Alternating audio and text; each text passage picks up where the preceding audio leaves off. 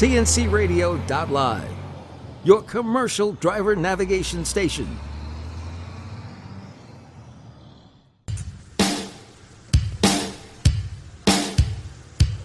Good afternoon. This is TNCRadio.LIVE, and this is the Truckers Network Radio Show with your host, Shelley Johnson. Thank you, Tom. I appreciate that. Yes, this is the Truckers Network Radio Show on TNCRadio.LIVE, where we offer the entertainment, sports, weather, traffic, and news that commercial drivers want to hear. We're coming up on Memorial Day, so we've been trying to talk to guests who want to talk about our fallen soldiers who've paid the ultimate sacrifice for our freedom. Aaron Elson is the author of Tanks for the Memories, and he's got a podcast called War as My Father's Tank Battalion Knew It. Aaron is a journalist who has interviewed World War II veterans and has hundreds of hours of their stories recorded. He began by interviewing veterans of his father's tank battalion. The battalion was attached to the 90th Infantry Division, so he went to a few division reunions, and one of the infantry veterans, Bob Levine, followed a platoon of tanks down Hill 122 in Normandy. He was wounded and captured. So he began interviewing prisoners of war, all the time he was continuing to interview for the Tank Battalion veterans. Oh my goodness. Aaron, you've got so many hours of wonderful stories. How about we start? By the way, I want to thank you for being on the show. How about we start with your background and what motivated you to do these interviews? What a wonderful tribute. Yeah, thank you. My father was a wonderful storyteller. And whenever he told stories about the war, he was a veteran. He had been wounded twice, but he only told humorous stories. He had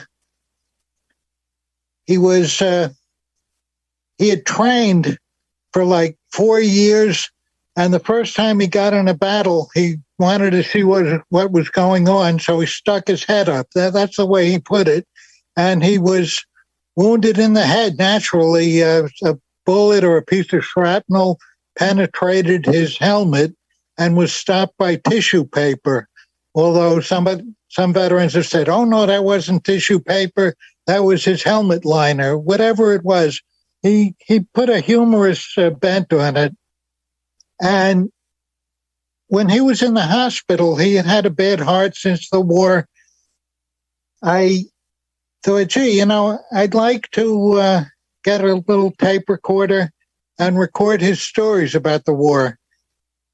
And I was working midnight to 8 at the time at the New York Daily News as a copy editor, and I was going to go visit him in the hospital in the morning. He had had a heart attack, and I'd left the tape recorder home. I was 30 years old at the time, and I went to visit him in the hospital, but I didn't think, I thought I'll do this next time with the tape recorder. And I went home, and 2 weeks later, there would never be another next time. Oh. So that was 1980. And a few years later, I moved back into my parents' old apartment, and he was still getting mail. He'd been dead for 7 years. And one day a newsletter came from his tank battalion. I had forgotten completely he was even in a tank. So I wrote to the newsletter, and I said, if anybody remembers Lieutenant Elson, would they get in touch with me? I thought maybe I could reconstruct his stories. And I got a letter back about a week later from Sam McFarland, one of the veterans. He said, I didn't know your father, but we're having a reunion. He was in my company. Come to the reunion, and we'll see what we can find. Now, as time went by, I realized, I thought, a lot of next generation, so to speak, people now, grandchildren, great-grandchildren, are taking an interest in their ancestors' story. So I went to this reunion. I found 3 people who remembered my dad. Now, one thing, what I said about a lot of people doing this, at about the same time, there was a fellow named Dwayne Richter, whose father was killed in the war, and he wrote to the 90th Division newsletter with the same question. And he said, if anybody remembers Captain Richter, would they get in touch with him? Well, he got like 88 responses, including one from a fellow who had been talking on the phone with his father when his father was killed. And his last words were, "Excuse me while I duck." It kind of sends chills down here. Oh, yeah. But anyway, I met 3 people who remembered my dad at that reunion, and all the stories he told when I was a kid came back to life. I went and I only remembered one name of a buddy of his who was killed. And I remembered the name of the place where he was wounded the second time, a city called Dillingen in Germany. Now, you never read about Dillingen in books, so I would say at the reunion, I would say, does anybody remember Lieutenant Elson, or do you remember him? And, most of the people would not, because he was a replacement. He was wounded in short order. So, he wasn't with them very long. And a lot of these guys had trained for 5 years or had been together for that long. And then I would say, well, he was wounded at Dillingen. Oh, Dillingen. They all remember Dillingen, even though it's completely, largely ignored in history books. It was a city that they had fought in. They had crossed the river, captured the city, or fought heavily for it. And just at the height of, what should have been a victory, they had to give it up because they were pulled back across the river to go up into the Battle of the Bulge, which had just broken out. So, I began to hear, I learned about my father's experiences, which, were not, I won't say they weren't that impressive. They were. But at the same time, I would hear these veterans telling stories among themselves. They would have they had a hospitality room, and they had an open bar, and they brought all their own drinks so that they didn't have to pay the exorbitant hotel prices. And they were loose, and they were among their compatriots.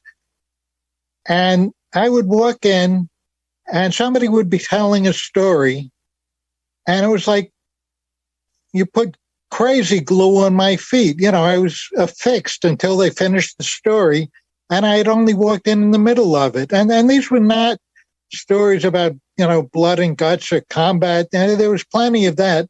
But these were stories about, like, one of the first ones that really drew me in was a fellow talking about when he came home, he had to face the mother of a buddy of his from his hometown who he went into the service with, who was killed on the first day in combat. And much of the story was all the things he did to avoid seeing his friend's mother until his father took him and said, look, we've got to go downtown and, you've got to talk to her. Stories like that. Sure. That, drew me in. And then, I thought I had the tape recorder with me because I had brought it, and I recorded a brief interview. I say a brief interview. It turned out to be 45 minutes long. but memory is so funny. When I thought about it, when I began to digitize these tapes, I thought it's about 15 minutes. And there it is, 45 minutes of this guy talking about he was the sergeant that my father reported to. Okay. So, one thing led to another, and I would take the tape recorder and I would say, would you tell me that story I heard in the hospitality room or in the parking lot? And they would.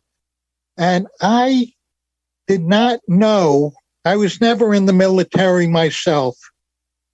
And I didn't know much about military history. I'd heard about D-Day and the Battle of the Bulge, but, I really didn't know any details. And so at first I would say, look, were you scared? How was the food? Were you wounded? Which most of them were.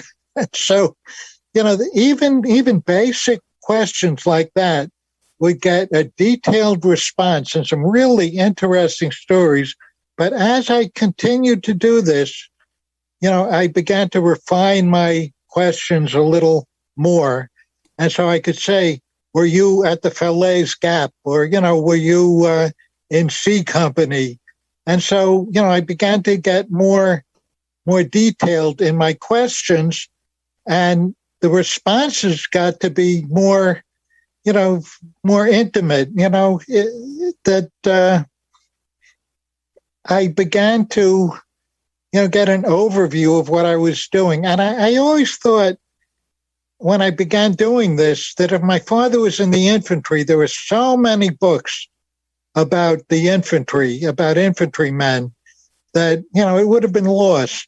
But the fact that he was a tanker, and there were no books about tankers. There's like, I would later, learn, there's like a whole cult about the tanks themselves. I go on Facebook, right? And there's like tank porn, where every day I see like 40, 50 pictures of different tanks come scrolling through my feed. But when I began doing this, there was so little about the tankers, the people in those tanks, that there really was interest in what I was doing when I put my first book out, which which had them talking about what they ate and how they lived and how they slept and what they wore. The things that you really don't read so much in books, which compile or take stuff from other books. And if they talk about a person, they'll say, oh, he was killed, he had a wife and daughter, and that's it, Right. And I began to do whole chapters about some of the people that I interviewed.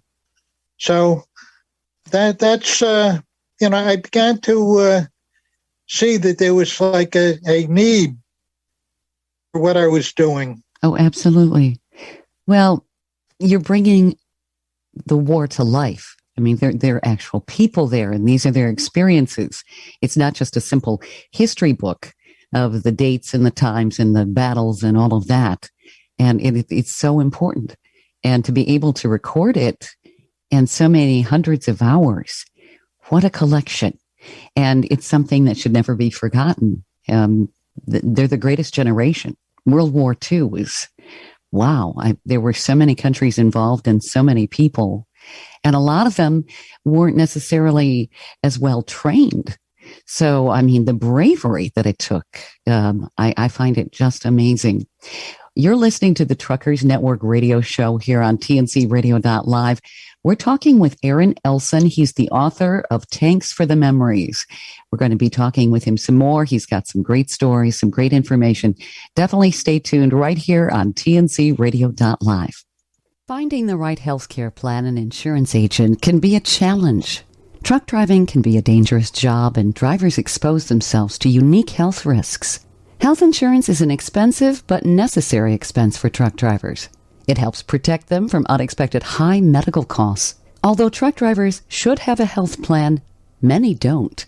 Some trucking companies offer health plans for truck drivers, but if you're an owner-operator or an independent contractor, you might have to find your own health insurance policy.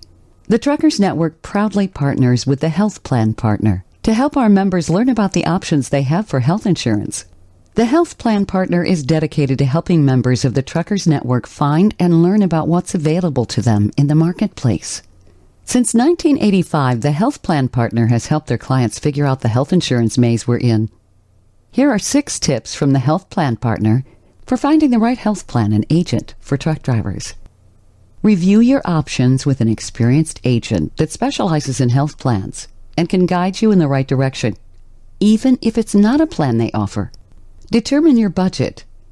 There are options for any budget, but the adage is true. You get what you pay for. So beware. Have a list of your doctors, medications, and any health history. Some plans do require a health history. Review your current plan annually if you have one to see if there are better options and rates available. Plans can change constantly. Have the plans explained to you in detail and ask a lot of questions and role-play various situations. Quite a few times we only find out what the plan doesn't cover when we need it. Again, find an agent you feel comfortable with. You need to be able to trust them and call for guidance and questions anytime. With over 25 years of experience, Health Plan Partner wants to help truckers find the right health insurance plan. You're listening to TNCRadio.LIVE. Remember to tune into the Truckers Network radio show with Shelley Johnson weekdays at 3 p.m. Central, 4 p.m. Eastern. This is the Truckers Network radio show on TNCRadio.LIVE. I'm Shelley Johnson here with Tom Kelly. We're talking with Aaron Elson, the author of Tanks for the Memories. He has recorded hundreds of hours of interviews with World War II veterans. You have, I'm sure, some super interesting stories and accounts that probably no one else has gotten. Could you share with us some of the interesting stories that you remember from your interviews? Oh, yes. You know how one thing about World War II, as opposed to later wars, and especially today, mail was censored. Oh, yeah. Yep. And my father always said that he replaced the first officer in the battalion to be killed. And he said, I was a lieutenant, and the lieutenant was the fellow who rode with his head sticking out of the tank.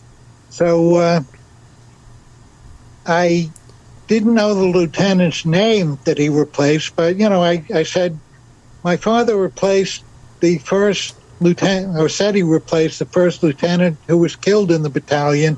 Oh, that would be Lieutenant George Tarr.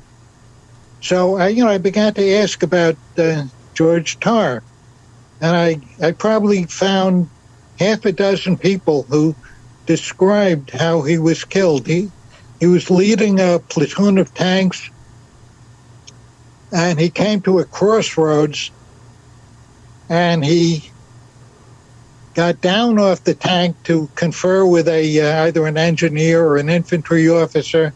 And as he was getting back up on the tank, a mortar shell landed nearby and knocked him off the tank, and another one landed, and he was killed. Mm-hmm. And at that reunion, and I would interview over the next couple of years the fellow who was his company commander, a fellow named Cliff Merrill, and he was in World War II, Korea, and Vietnam, and retired as a colonel. But I asked him about George Tarr, and he told an anecdote about how he and his executive officer were reminiscing at the reunion about Lieutenant Tarr, how they were on the train from Augusta, Georgia, where they had trained, to Camp Miles Standish, where they were going to go overseas, where they were going to depart from, near Boston. And Lieutenant Tarr was worried. He was really worried about his wife, and he had just had a son. And so they wanted to keep him busy. So Captain Merrill told him to go count noses on the train. And Lieutenant Tarr said, I just did that. And he said to him, we're about to go into combat. You never know when somebody may take it into his mind and jump off the train. And so he went and counted noses, took a head count and organized it by car. And the two of them, Lieutenant Captain Merrill and his executive officer, Ellsworth Howard, had a good laugh about that at the reunion. And then about 10 days after Lieutenant Tarr was killed, Captain Merrill was wounded, and he was sent back to the States to recover.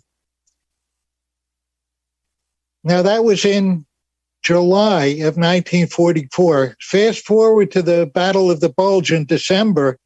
Near the very end of December, the first sergeant was writing to Captain Merrill back in the States, and the way he would get around the censors, because he wanted to tell them what was happening. So-and-so got promoted. They'd just been through a battle where they withstood 9 counterattacks in this village of Oberwampak in the Battle of the Bulge. And so he's telling him in this letter that one lieutenant, he knocked out 3 German tanks, another one disabled a Tiger tank, and he's going through the awards that so-and-so got a Bronze Star and somebody got a Silver Star.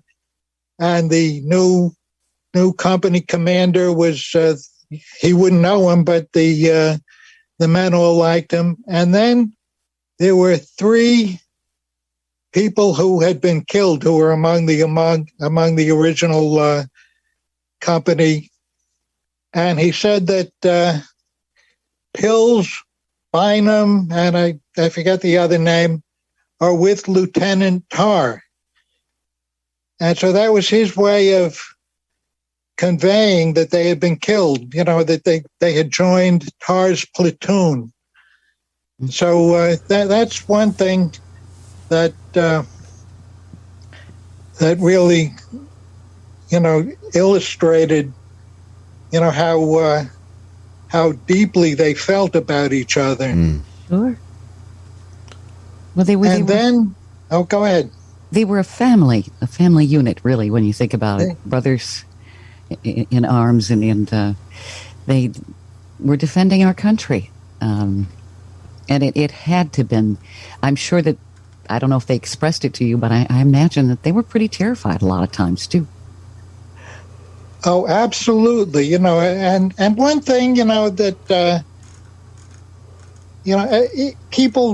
people always come up to them and say, thank you for your service. And, they're treated like heroes. They were not trying to be heroes. To be a hero, it would be, almost doing reckless things. They were trying to stay alive and to keep their brothers alive. Sure. Right. So some of them, they would refer to the awards that they got, like a Silver Star, as if it was nothing, but the country, sees that as something heroic. And yet some of them were actually very heroic. They really did things that should have gotten more awards than they did get, and they got a heck of a lot of awards.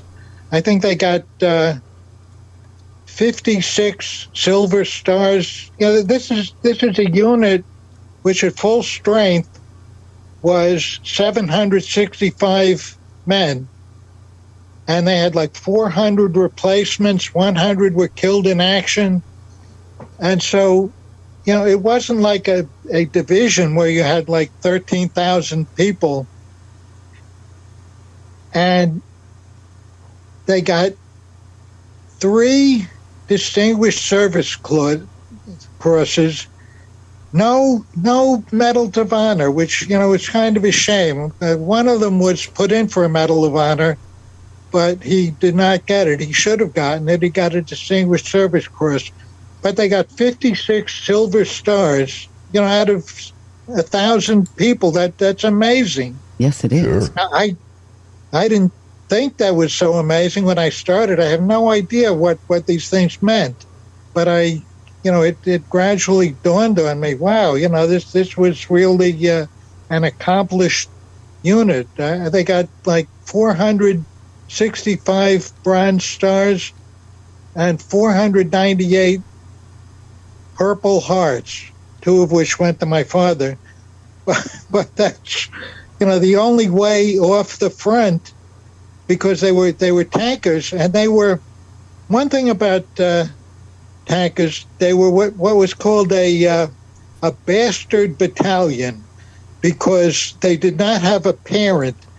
Most tank battalions were part of an armored division, which would have 3 battalions of tanks. And they streamlined it so that there would be independent tank battalions. There were quite a few of them that would be attached to an infantry division.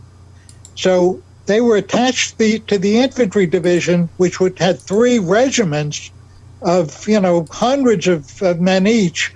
And so each company of tanks was attached to a regiment in the infantry, and the regiment had 3 battalions. Usually one was on the front and one was in reserve, but the one on the front needed the tanks, so the tanks were always on the front, and they almost never got relieved unless they were wounded. So they just, they really went through hell, so to speak. I imagine they had some pretty long days. And nights. Yeah. Yes. Oh, my goodness. They were not supposed to fight at night, but first there was like artillery all night, so they didn't get much sleep.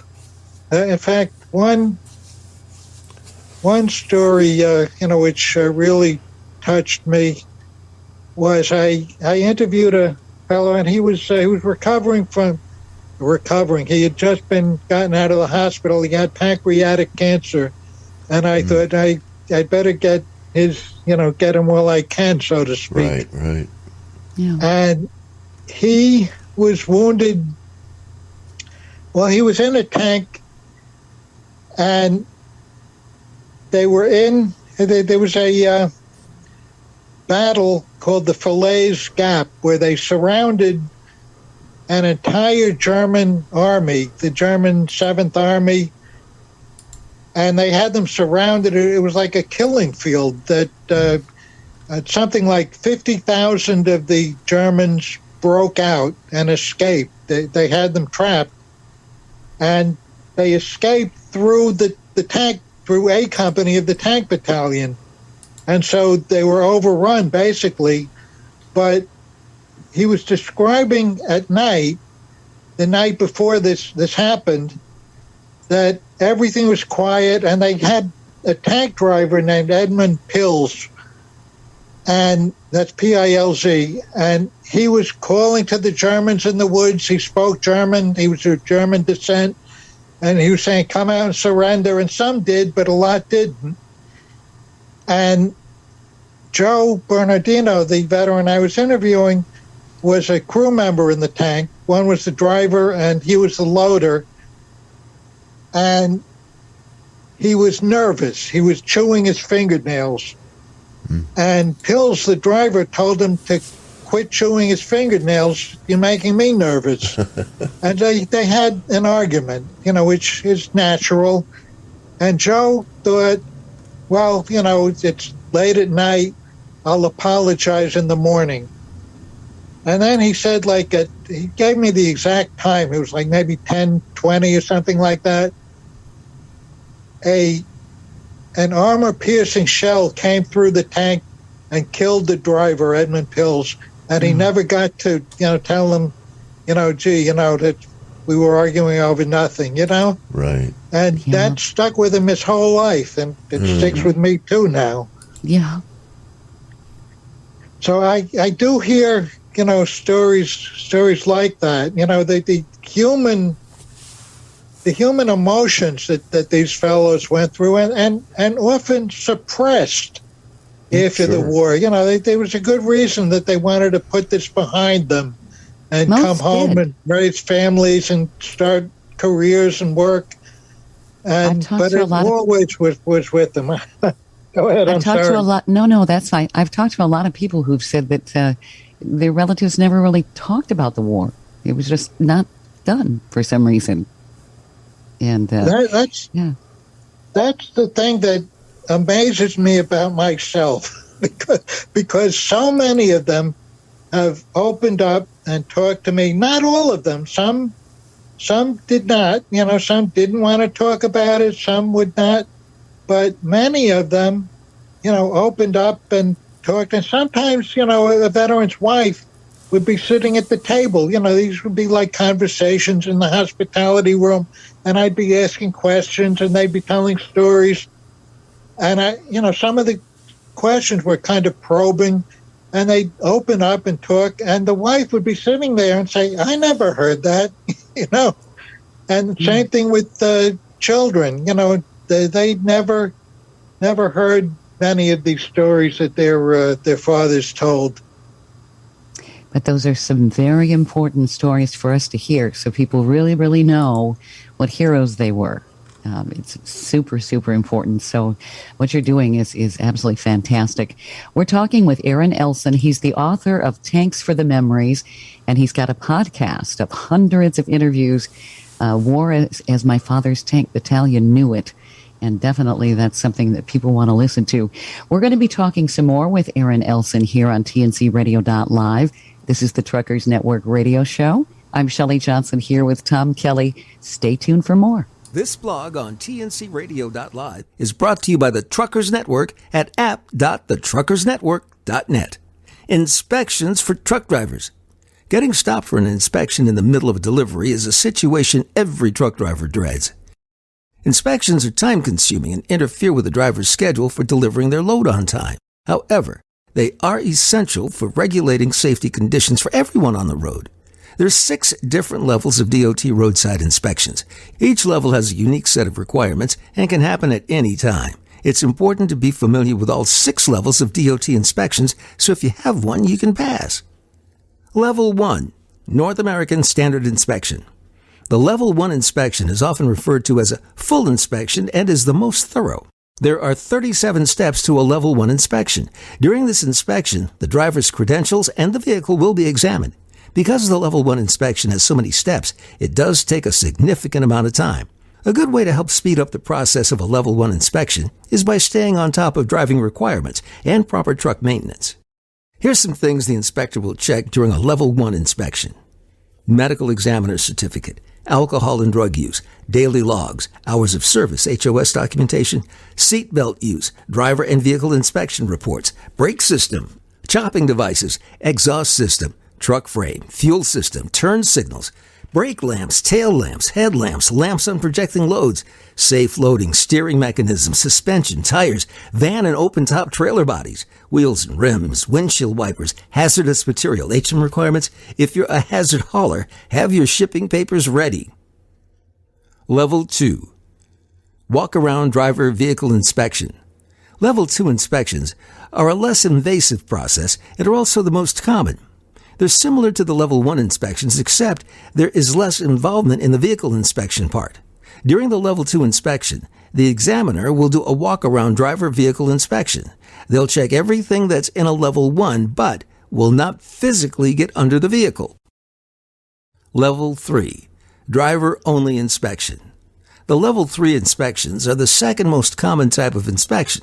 Since the inspection doesn't include the vehicle, it can go relatively quickly.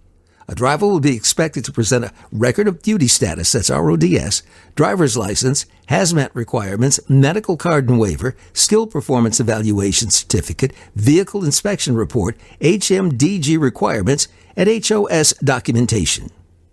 Level 4. Special inspections. A Level 4 inspection is a one-time inspection of a specific trend within the industry. This type of inspection happens when the Department of Transportation wants to do further research on industry issues.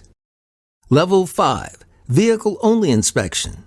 A Level 5 inspection is like Level 1, but the driver is not present during the inspection. During this inspection, the examiner will check everything that's in the Level 1 inspection except those relevant to the driver. Level 6. Enhanced NAS inspection for radioactive shipments.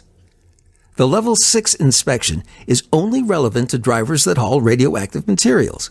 These inspections are put into place to ensure that drivers who haul radioactive material are following proper safety protocol. This infoblog was brought to you by the Truckers Network at app.thetruckersnetwork.net.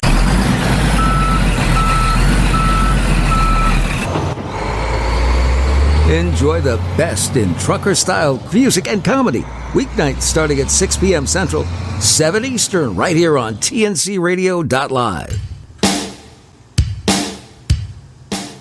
This is the Truckers Network radio show on TNCRadio.LIVE. I'm Shelley Johnson with Tom Kelly, and we're talking with Aaron Elson, who's the author of Tanks for the Memories. Aaron has recorded hundreds of hours of interviews with World War II veterans. Aaron, you were saying during the break that you had some stories that would put us in mind of Memorial Day, which we want our listeners to remember our fallen soldiers, because that's what the holiday's about. Do you want to share with us a little bit? Yes, I do. But first, I want to mention a little bit about the podcast. Okay. Because, I'm kind of new to podcasting, although I've been doing it now for almost 2 years. But when I started, I called it War as My Father's Tank Battalion Knew It. Mm-hmm. And that was a riff on General Patton's autobiography, which was called War as I Knew It. Okay. But when I set up the podcast account, I realized, that War as My Father's Tank Battalion Knew It was a little long. So I changed the name of the show to just My Father's Tank Battalion. Okay. But on all the, like the Apple, the iTunes, and all the major podcast networks that carry it, it still goes by War as My Father's Tank Battalion Knew It. But the website that I started, just to have information about it and the different episodes, is just plain My Father's Tank Battalion.com. So that, it's got two names, but the easy one is My Father's Tank Battalion, all one word. Anyway, Memorial Day is coming up. Sometimes I think for me, every day is Memorial Day because I've been living these stories, and it's like I'm a conduit, for relaying stories about people who are no longer with us. Sure. But when I started I went to my first reunion of My Father's Tank Battalion in 1987, and there were two women there. They were twins, Maxine and Madeline.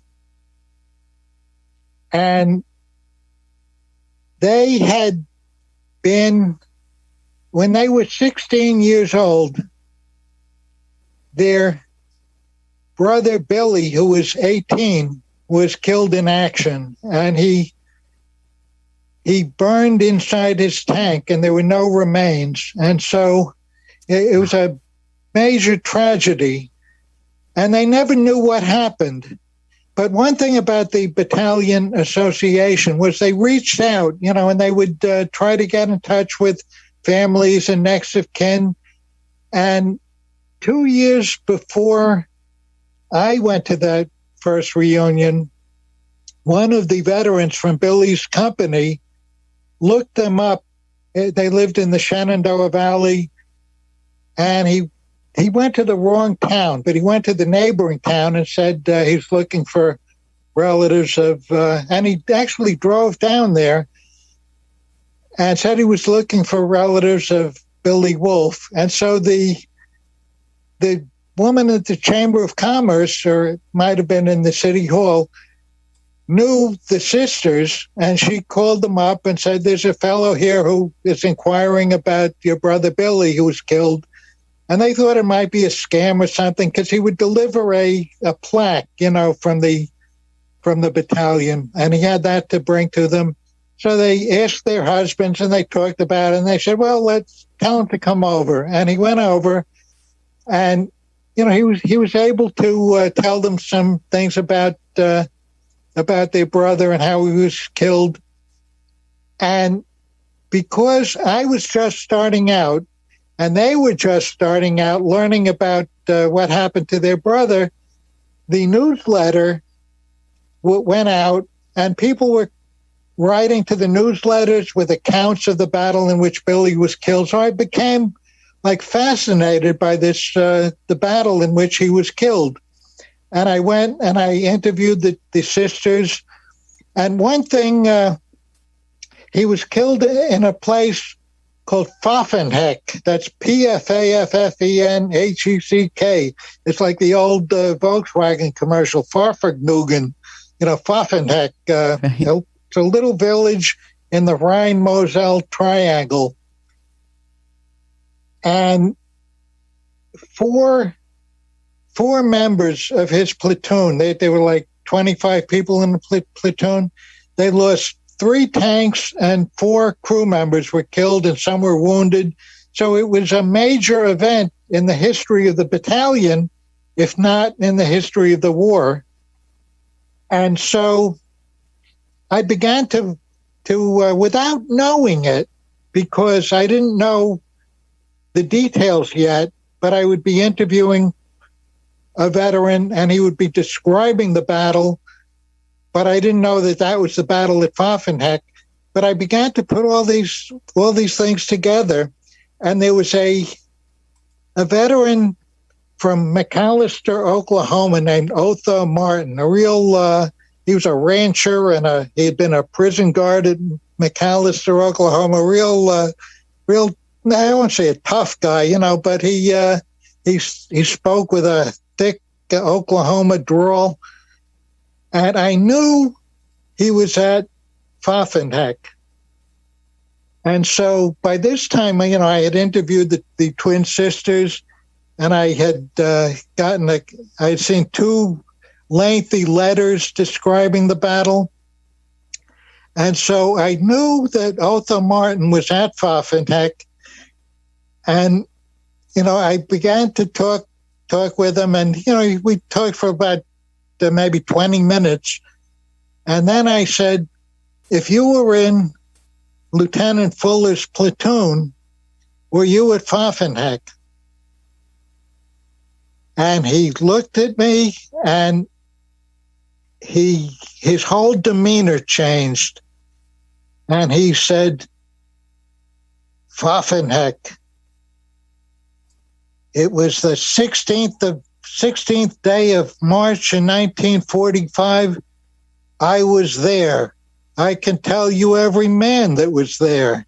And he proceeded to name almost every crew member of each of the 5 tanks that was there. That's how indelibly imprinted in his memory that this battle was. Yeah. Wow. I later, looked at accounts and looked at the records, and he was almost right about every man in every tank, and I interviewed other survivors as well. So I did 3 episodes, but one, when I went to interview the sisters, and that's a story in itself. I don't have time really to go into the whole thing, on the radio here, but they remembered what they were wearing the day the telegram came. And, they remembered almost fondly, that they were wearing broomstick skirts and saddle Oxfords. And they were kind of laughing, because I had no idea what they were talking about. I'm like, I'm not exactly a fashionista. And this was fashion before my time. I had, some idea. But then they went on about how when they had 2 brothers who were overseas, and one survived. He was wounded, but Billy was killed, and they did their part. These were 2 16-year-old girls, good looking, and they wrote to 17 boys who were in the service. They would correspond with them. And the postman would kid them, when they all get out and they're going to come home and they were all going to propose. So, they here they are now. They were in their late 60s. And up in the attic, they had, one of them had a kimono that somebody sent from, one of the band had sent them from Japan, and another had wooden shoes from Holland. They would send them gifts, and they said, when we go, people are going to go up in the attic and look through the stuff and say, "What is this?" So they're even in the darkest of moments. There are one thing that I have come across more than once, more than half a dozen times, are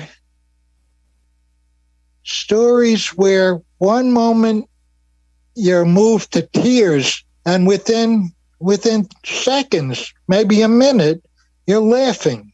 The transition is so quick, and so it's like a roller coaster. But it's a real. roller coaster of emotions. Yeah. But that portrays what people went through. And that's what you're preserving. And this is a wonderful thing. We're talking with Aaron Elson, the author of Tanks for the Memories, here on TNCRadio.LIVE. We'll be back with more from Aaron coming up right here on the Truckers Network Radio Show. Definitely stay tuned. Living life on the road can be exhausting. It's not uncommon for truckers to live inside their truck more than their own home. Other than the essential clothing, hygiene, and sleeping items, here are some items every truck driver needs to make life on the road more pleasant and feel more like home. A seat cushion. Comfort is key when driving for 11 hours each day. Having a seat cushion can help with tailbone and back pain. It's also great for boosting overall mood while driving. A portable stove. Investing in a portable stove is a great way to start eating your favorite meals on the road. Eating the same fast food and gas station food gets old really quick. Before buying a portable cooker, you need to invest in a power inverter. A power inverter allows you to use your vehicle's battery to generate AC that can run many types of electrical devices. Car mount. Having a place to mount your cell phone or GPS can be extremely convenient and much safer for truck drivers. Coffee maker. There's nothing quite like a fresh cup of coffee in the morning. Staying awake and alert is crucial for truck drivers. Dash cam. A dash cam is a must-have gadget for your expensive truck. A high-quality dash cam can save you from many problems while traveling on the road. A cooler. Having a cooler on the road can save time and money. It also provides the option for truckers to eat healthier meals.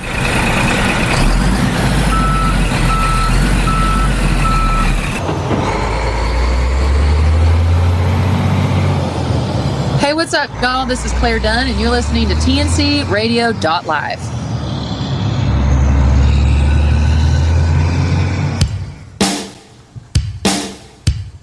This is the Truckers Network Radio Show on TNCRadio.LIVE. I'm Shelley Johnson with Tom Kelly. We're talking with Aaron Elson, who's the author of Tanks for the Memories. Aaron has recorded hundreds of hours of interviews with World War II veterans. It's a wonderful tribute. Aaron, you've talked to so many people. What would you say is your most memorable interview? I know that that's probably a really hard question, but there are probably a few that stand out in your mind. It's funny you should ask that, because there is one interview I did that jumps out, and I've done so many, really memorable interviews. But there's one fellow, I don't know if you ever heard of Exercise Tiger or Slapton Sands. It was a practice landing for D-Day, which is coming up. And there was a row of 5 LSTs that were loaded. They were going to unload, and the people were going to land on the beach. And in the middle of the English Channel at 2:00 in the morning, there was a mix-up in communication, and some German surface boats, they were torpedo boats, infiltrated the column and sank 2 fully loaded LSTs. And this one fellow, Patsy Giacchi, he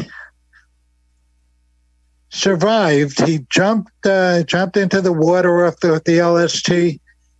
And you know the actor Joe Pesci? Yeah. Well, he talked like Joe Pesci on steroids. He had never talked about this. It was a disaster, and they were told, you can't talk about this. And nobody talked about it for 40 years until 2020 did like an expose on it. And then the floodgates opened. And he was so animated that it's almost comical, but his story is like really powerful. And so that you almost have to listen to the episode, to the interview. It's about 40 minutes long, and it just is charming. But that's probably my most memorable interviews. I've had other interviews that are like roller coasters of emotion. Sure. Which you would. Oh, my goodness. The range of topics and everything else. We have a couple minutes here, Aaron. How do people find your podcast, and where do they find your book? The easiest way is because I've also published follow-up books of oral history. You could go to Amazon and type in my name. I have an author page. It's Aaron, Aaron, Elson, Elson. And I have like I call it the flagship, a website where I tried to put all my, just have a panorama of all the different things I've done. And that's just plain AaronElson.com. And then in 1997, when the internet was fairly young and I was new at this, I thought, gee, I need a website. And so I bought the name, the domain Tank Books, one word, tankbooks.com. And that's probably what got me more attention than anything else. And I put up stories, I put up interviews. But the thing is, it's so clunky. It's probably got about 1,000 pages of material on it. Wow. But it was built on like an antiquated platform. And now I do my newer website with WordPress, which is very complicated, but it's much easier to work with. And it's incredible what you can do. Oh, yeah. But anyway, tankbooks.com has the text of the original Tanks for the Memory. I put the whole book up, although I expanded it, and it's now twice as long. But the original book I put up, and people said, oh, why did you put the text of the book up? Nobody's going to buy it. But the thing about the internet, even back then, is that because it was up there and that they were real people and real veterans and real names, somebody would go to Google and type in their father's name, and bingo, my book would pop up.